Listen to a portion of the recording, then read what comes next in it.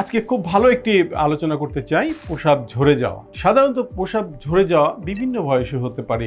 এটা বাচ্চাদের হতে পারে, মাঝবয়সীদের হতে পারে, অথবা বয়স্কদেরও হতে পারে। এটা ছেলেদের হতে পারে, মেয়েদের হতে পারে। যাদের বাচ্চা 8-9 বছর বা আরও ছোট হতে পারে। ছেলেদের সাধারণত কী হয়, একটি জন্মগতভাবে পোস্টেরিয়র ভালভ থাকে, তখন ঠিক মতো পেশাব করতে পারে না, তখন পেশাবে আস্তে আস্তে ঝরতে থাকে। এটা সাধারণত কমন হয় এবং এই দেখা যায় যে পেটটা কিন্তু অনেক ফোলা থাকে। আর মেয়েদের ক্ষেত্রে কি হয়, পেশাব যদি এভাবে ঝরতে থাকে, এটা অবশ্যই ডাক্তারের কাছে যাবেন। কারণ জন্মগতভাবে কি হয়, কিডনির একটি নল, এটা আমাদের পেশাবের রাস্তা বন্ধ রাখে, সেটার বাইরে যেয়ে এটা ওপেন করে, তখন কিন্তু পেশাব ঝরতে পারে। এটা জন্মগত সমস্যা।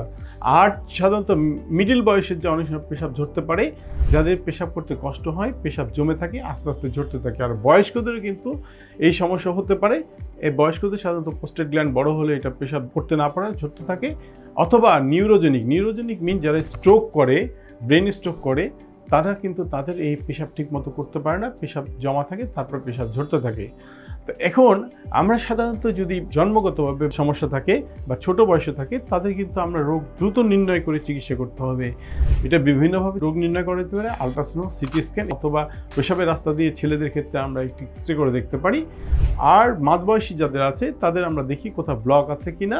আর স্ট্রোক অথবা প্রোস্টেট গ্ল্যান্ড বড় হয়ে গেলে তাদের ক্ষেত্রে আমরা সাধারণত আলট্রাসাউন্ড করে দেখতে পারি, অথবা ইউরোডাইনামিক স্টাডি বলে, অথবা ইউরোফ্লোমেট্রি করে আমরা দেখতে পারি যে তার পেশাব ঠিক মতো হচ্ছে কিনা। এবং প্রত্যেকটা রোগী কিন্তু ডিফারেন্ট চিকিৎসা। অতএব এই সমস্যা, প্রস্রাব যদি কারো ঝরতে থাকে, তাহলে অবশ্যই আপনারা ইউরোলজিস্টের সঙ্গে দেখা করবেন। আরেকটা হতে পারে, যারা অনেক সময় দেখা যায় হিস্টেক্টমি, মানে বাচ্চা হওয়ার থলিটা অনেক সময় ফেলে দেয়, অথবা সিজার করতে যেয়ে দেখা যায় যে পেশাবের নালীর সঙ্গে বাচ্চা হওয়ার রাস্তাটা সংযোগ ঘটে যায়। এটা একটা অপারেশনের কমপ্লিকেশন হতে পারে। তখন কিন্তু এটা আপনার দ্রুত রোগ নির্ণয় করতে হবে। রোগ নির্ণয় করার পরে এটা কিন্তু সার্জারি লাগবে। অতএব এই সমস্যা যদি কেউ ভুগে থাকেন, অবশ্যই ইউরোলজিস্টের কাছে যাবেন, আমাদেরকে জানাবেন। ধন্যবাদ।